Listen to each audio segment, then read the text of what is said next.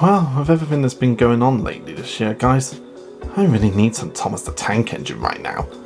And this year is a very special year for Thomascember because it marks the 80th anniversary of the Railway series and the 200th anniversary of British Railways. Two great occasions to celebrate for this year's Thomascember.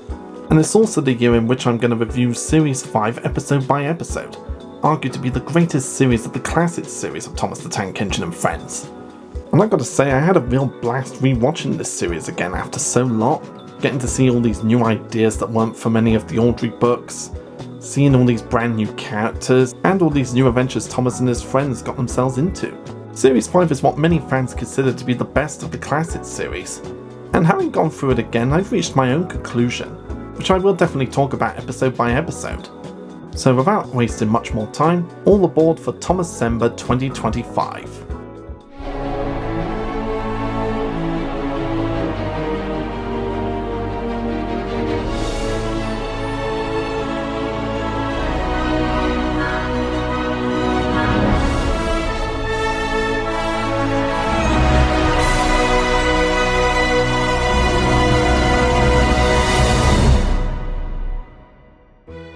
Following the death of creator Wilbert Awdry in 1997, the decision was made to write a full series of original stories penned chiefly by Britt Allcroft and David Mitton, instead of adapting any more stories from the Railway series.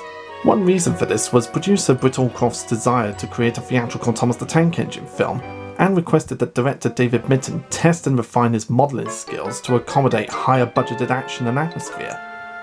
The fifth series also boosted numerous dark plot lines and included much more intense action and crashes. Some inspiration for the episodes came from the former LMR manager named David Maidment. In 1997, Maidment met with Stephen Wright about the possibility of supporting the Railway Children charity, and while Wright told him the series staff commonly received such requests, they would consider. During their meeting, Maidment relayed stories about his railway experiences working in South Wales and as the manager at Crewe Station. Maidment received a call asking if he would allow some of his stories to be used as material.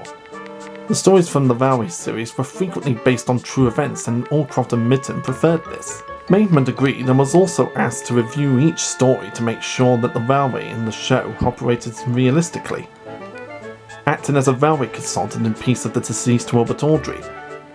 As a result, Maidment received writing credit alongside Allcroft and Mitton on several episodes, particularly those based on non-fictional railway instances, such as A Better View for Gordon. £10,000 were later donated to the Railway Children charity for his work. Not only would this series be the first time we'd have full stories not written by an Awdry, but it would also be the first time we'd have non-Awdry-centric characters introduced. And with all this production and preparation for a theatrical release, the fifth series of Thomas the Tank Engine and Friends first aired on TV in September 1998 in the UK and September 1999 in the US, with 26 episodes narrated by Michael Angelis in the UK and newcomer Alec Baldwin in the US. This was also the first series of the show to be filmed with Dolby Surround, as well as being the only one to not give any of the narrators credit for narrating the series.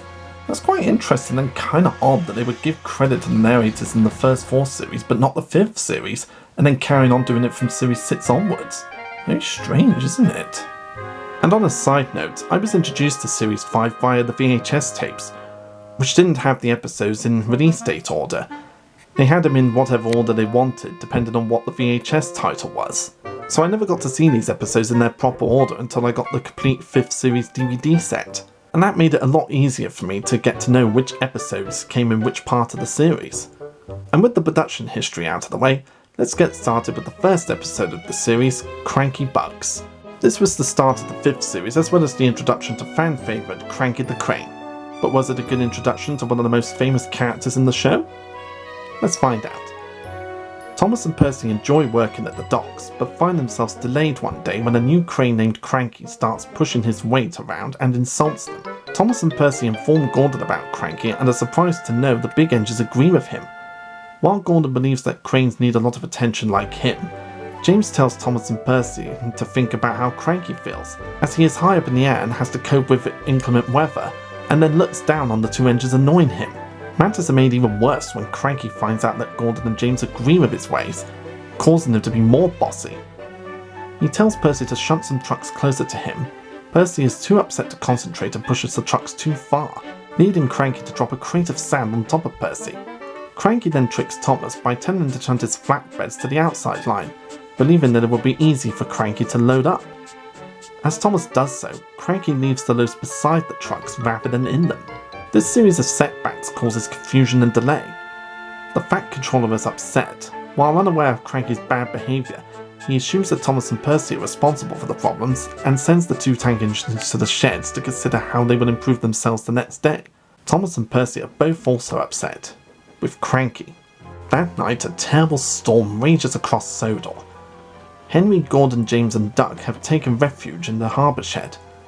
Duck is sure that they will be safe, but it becomes clear that they are already in danger when a tramp steamer loses control, runs aground into the dockyard and destroys the shed, causing the roof to fall in, trapping Duck in the big engines and knocking Cranky over in the process. Help! I've fallen, and I can't get up! When the storm is over, the Fat Controller tells Cranky that Thomas and Percy are coming to help him so that he can help the other engines. When Cranky realises that he needs to apologise to the two engines for how rude he was and tells the Fat Controller to apologise to Thomas and Percy on his behalf, the Fat Controller realises that Cranky is the culprit for the incident and that he owes the two engines an apology as well.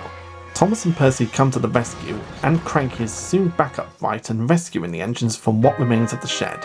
However, Cranky turns back to his old ways by mistakenly calling his rescuers mites, and Percy, offended that Cranky has reverted to his insulting attitude, attempts to leave. Thomas warns Percy not to move as he stood attached to Cranky, but it is too late as he has accidentally pulled him down again. Too much, man! Cranky is soon back upright again and still looks down on Thomas and Percy, but ever since that stormy night he never causes trouble for them again, knowing that they may bite back. As I mentioned earlier, this episode introduces us to Cranky the Crane, a character that was so popular in Series 5 that he became a mainstay for the series. As his own name implies, Cranky is extremely grumpy because he is initially kept working day and night without rest.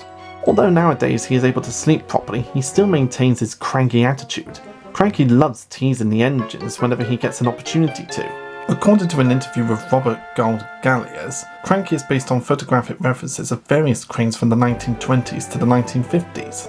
This episode is the first time we get to see a sentient crane in the TV series. As every other crane we've seen before this episode, they've all been non-sentient. With the Big Mickey model, any other crane that's been seen, the breakdown train, none of them was sentient, so we never got a sentence out of any of them, making Cranky the first sentient crane on the island of Sodor. When I first watched this episode on the Rescues on the Railway VHS tape, I just assumed it was going to be a basic crane causes trouble for Thomas and Percy episode. But when they got to the storm scene, it started to get really intense, especially when you see the tramp steamer running aground straight for the sheds. And it definitely set the tone for the Rescues on the Railway VHS tape, as well as the episode and series as a whole. And I found out a very interesting fact about this episode doing research for it. Concept art shows that Edward was originally going to be in the episode during the tramp steamer scene, but his role was replaced by Duck for some unknown reason. In the same concept art, the tramp steamer would have hit a fuel tanker that would have possibly resulted in an explosion. And reading up on this little bit of trivia, it makes it seem like this episode was going to be the Thomas the Tank Engine equivalent to the munitions episode from Tugs, since that episode had lots of explosions in it, and it would have made the stakes even higher. But I imagine they ditched that concept because they didn't want to waste too much of the budget, since they had a whole series of 26 episodes to film, and a massive explosion would have most likely took up most of the budget. Just rewatching this episode again after so long, I love it even more than when I did when I was a kid. It starts off as a simple naughty crane episode and then turns into a big rescue episode. And I think this episode has the most severe storm on the island of Sodor for a while now. I think the most severe we'd seen before this episode was in Henry's Forest when we saw the aftermath. But here we get to see damage being done during the storm. And I can't begin to imagine how many takes they must have attempted to get the tramp steamer crash to go right. I mean, this is like one of the most technically advanced things they'd ever done for the series by this point. David Mitten's skills with the models were already top-notch as they were the first 4 seasons, and in this one he takes it up a notch. I'd say it's on the same level as the special effects in Tugs. Just David Mitten going all out with the skills he had and had learnt from all the years of doing these series. Cranky Bugs is a great way to start off the 5th series, and it shows us what we can expect from the rest of the series. It's an episode that I highly recommend checking out if you haven't seen it for a while or haven't seen it at all yet. It's a great start to the 5th series. This is only the start of the high levels of excitement Thomas and Friends Series 5 have to offer, and there's plenty more to come.